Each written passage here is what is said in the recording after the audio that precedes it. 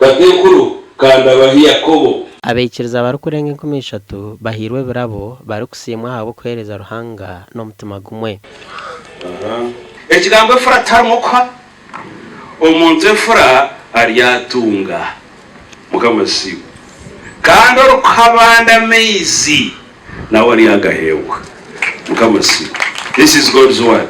Omuntu efura aliyatunga orukabanda amaizi ali agahewa abakunda bahereza bawo. Ari kusima abantu aba omureberezi w'obureberezi bwa West Ankole Johnson Twinomjuni ayihanangiriza abikiriza obutosho kugumana bahereza Ruhanga baba nubenda ebyabo okwongerwaho.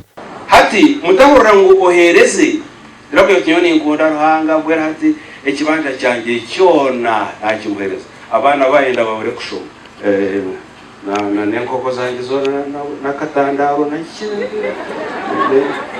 tete byumukazi na zaburangitse mwenye yo Ruhanga na byo no nicyo Ruhanga yatereho standard akajya ngo okuhereza kuri twe kimwe cyaki kikumi.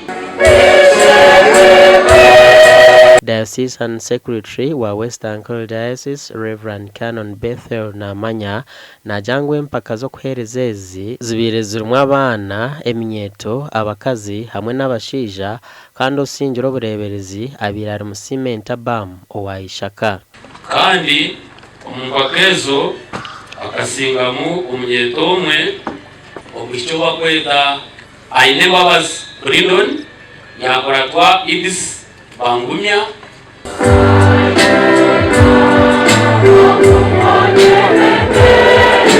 okutumuka kwekanisa nokuhereza Ruhanga kurugomana gitu nk'abakristani. So okutwereza nibwo kanisa kugenda omumisho omurimo gwa Mukama kagenda omumisho.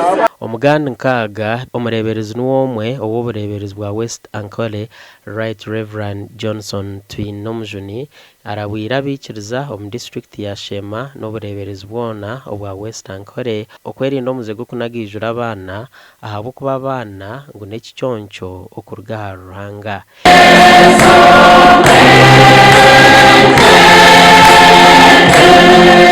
Ibabwambara rwigure kanisa ya Butsobo Church of Uganda omushema Muzuka mara wa Faraho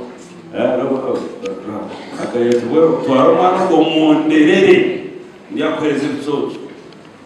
So abana n'abatore nutubarerera hagati no sunana sibakorerwa abana betu twabarerera Mukama twakoresha omureberezi atakatandikire kuburira enjiri abandize kubatiza ana wa Reverend Amon Tumusime hamwe n'abandi n'abajungu babiri abarimu Ronald Rigomalez hamwe na Riz Fitidis.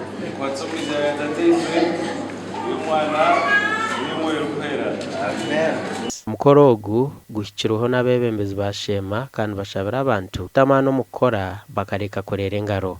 Kanye ndasime Bishop Widu nakongeze kintu cyo kugira cyo gukora ebisho n'obabire omunyeto you can imagine nanye ndiyo nito bamanye mutakakira ngiri kinkora ndiyo pinjiro mwana kandi ndiyo ninyongera kwinga zobe ryabarungi suboyo nayijura abantu bona barga nshonda zona barga Kampala barga nkahi zontu bashabira ngo Ruhanga bahereza umugisha. Gasha kwa Abraham Muganza.